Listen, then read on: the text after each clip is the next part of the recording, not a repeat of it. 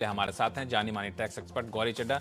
गौरी, लोगों के सवाल है इससे पहले, अब चूंकि रिटर्न फाइलिंग का समय आ चुका है और रिटर्न फाइलिंग के लिए सबसे ज़्यादा ज़रूरी होता है कि फॉर्म 16 हमारे हाथ में होना चाहिए।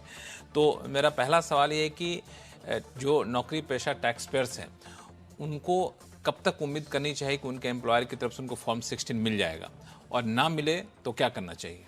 देखिए, सबसे पहले तो फॉर्म 16 बहुत ही ज़रूरी डॉक्यूमेंट है, तो आपको डेफिनेटली फॉर्म 16 की वेट करनी है रिटर्न भरने से पहले। जैसे मैं देख रही हूँ कई लोग रिटर्न भर चुके हैं, इनकम टैक्स पोर्टल पे अगर आप देखेंगे तो कई लाखों लोग रिटर्न भरना शुरू हो चुके हैं। तो अगर आप की सैलरी से इनकम है तो आपको फॉर्म 16 का वेट ज़रूर करना चाहिए। अब फॉर्म 16 आपको कब तक मिल सकता है? तो जो एम्प्लॉयर है उनको टीडीएस रिटर्न भरने की लास्ट डेट है एंड ऑफ मई। जब वो एंड ऑफ मई में रिटर्न भरेंगे तो वो 15 जून तक फॉर्म 16 डाउनलोड करके आपको दे सकते हैं। हालांकि मेरा मानना ये है कि अगर 15 जून को आपको फॉर्म 16 मिलता है तो थोड़ा टाइम कम बच जाता है, क्योंकि 31 जुलाई तक की डेट होती है और हर कोई अपनी रिटर्न आज भी चाहे काफ़ी सिंपल कर दिया है फॉर्म, लेकिन नहीं भर पाता। ये थोड़ी सी कॉम्प्लिकेशन आई थिंक हर दो में से एक केस में तो हो जाती है, चाहे कैपिटल गेन हो, शेयर्स को लेके, प्रॉपर्टी को लेके, आजकल लोग क्रिप्टो में भी करते हैं, गोल्ड में भी करते हैं। हर कोई कुछ ना कुछ ऐसा निवेश करता है जिसकी वजह से थोड़ी सी कॉम्प्लिकेशन हो जाती है, तो वो टाइम कम बचता है। तो आप पहले से 16 मतलब कायदे से मिल जाएगा आपको 15 मई तक, जून मैक्सिमम 15 जून तक मिल जाएगा।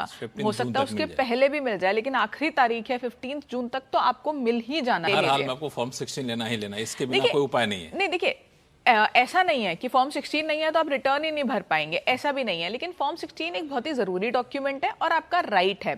अगर आप बिना फॉर्म 16 के अपनी रिटर्न भरेंगे, जो आप भर सकते हैं, ऐसा बिल्कुल भी नहीं है कि बिना फॉर्म 16 के आप रिटर्न नहीं भर पाएंगे, क्योंकि अगर आपको फॉर्म 16 नहीं मिला तो आपको सैलरी स्लिप्स तो मिली होंगी हर महीने की, आपकी बैंक स्टेटमेंट भी है आपके पास सारी जानकारी है कि आपके एम्प्लॉयर ने आपको कितना पैसा बेसिक के तौर पे दिया है, डीए के तौर पे दिया है, या एचआरए दिया है, या जो भी दिया है, सारी जानकारी आपके पास है। आप अपनी रिटर्न फाइल कर सकते हैं।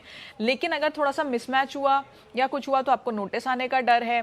दूसरा, ये आपका राइट है और सरकार की तरफ से ये बोला गया है कि ये बहुत ही जरूरी डॉक्यूमेंट है। अब मेरा एक चीज सवाल ये है कि फॉर्म 16 अगर मुझे मिलता है जैसे एम्प्लॉयर की तरफ से, तो सबसे पहले क्या देखना चाहिए? मैं तो देखूंगा मेरा नाम है कि नहीं, मेरा पैन सही कि नहीं, और बाकी क्या देखना चाहिए? देखिए, सबसे पहले मैं कहूंगी कि आपको ये देखना चाहिए कि वो जेन्युइन है कि नहीं, क्योंकि जब आप फॉर्म 16 देखते हैं तो अच्छा, नकली भी हो सकता है। नकली भी हो सकता है। कई एम्प्लॉयर्स अपना फॉर्म 16 बना लेते हैं। आपको उनका फॉर्म 16 नहीं चाहिए, आपको ट्रेसेस की वेबसाइट से डाउनलोड किया हुआ जो सरकार ने जारी किया है वो फॉर्म 16 चाहिए। उसके लिए आपको ऊपर लोगो और पूरा फॉर्मेट देखना है कि वो सही है कि नहीं। अगर आप देखेंगे सारे ही लोगों का जो फॉर्म 16 होता है वो सेम ही होता है। एम्प्लॉयर कोई अपना फॉर्मेट बना के एक पेपर पे, वर्ड फाइल में या पीडीएफ में बना के आपको दे दे, उसमें कोई बारकोड वगैरह नहीं होता है? ऊपर लोगो होगा, उसमें बड़ी सारी जानकारी होती है जिससे आपको पता लग जाएगा वो जेन्युइन है कि नहीं। सबसे पहले तो आप लोगो ही देख लीजिए, जो ट्रेसेस का है, जो एम्प्लॉयर देगा उसके ऊपर नहीं होगा। आपको पता लग जाएगा एम्प्लॉयर ने जो आपको फॉर्म 16 दिया है वो जेन्युइन है कि नहीं। साइंड भी होना चाहिए, जैसे आपने कहा आपका नाम, पैन बिल्कुल ठीक होना चाहिए।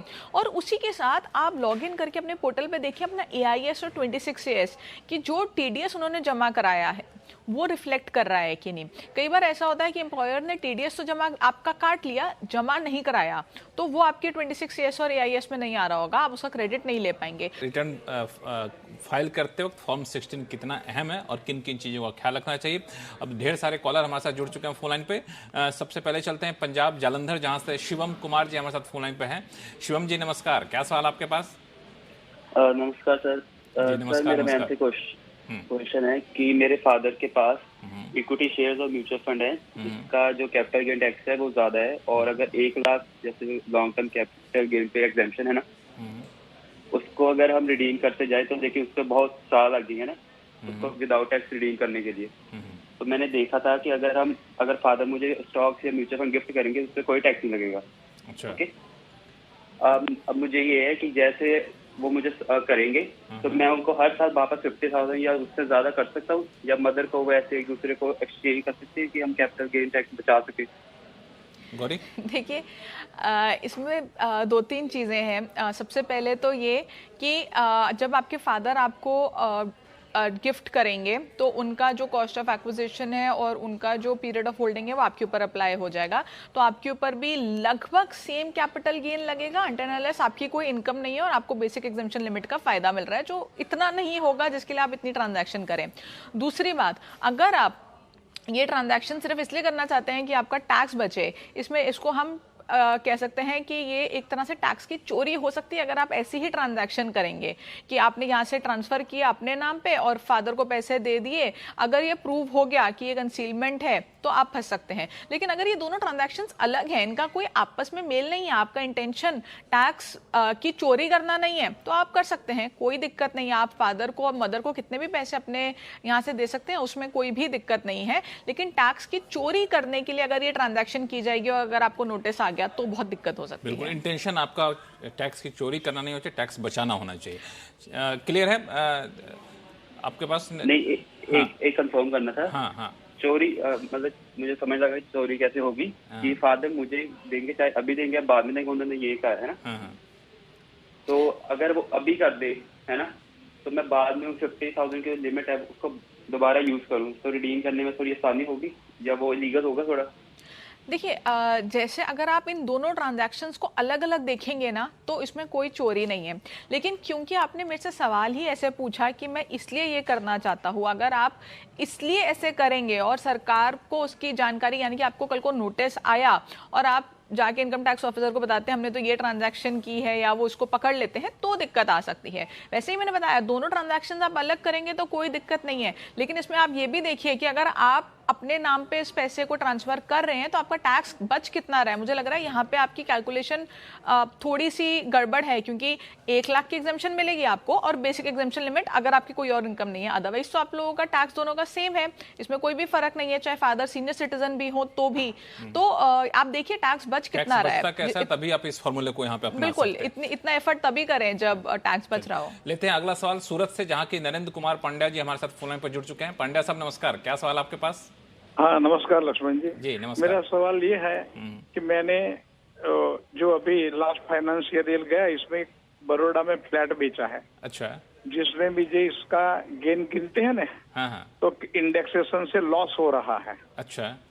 ये फ्लैट बेचने से। और मुझे इस साल ही ये लास्ट फाइनेंशियल में म्यूचुअल फंड मैंने रिडीम किए, इससे मुनाफा हो रहा है। तो ये का वो फ्लैट वाला जो लॉस है ये मुनाफे म्यूचुअल फंड के मुनाफे से सेट ऑफ हो सकता है या नहीं, ये जानना है। ठीक है गौरी। और दूसरा पहले इसका हम लोग जवाब ले लेते हैं, है ना।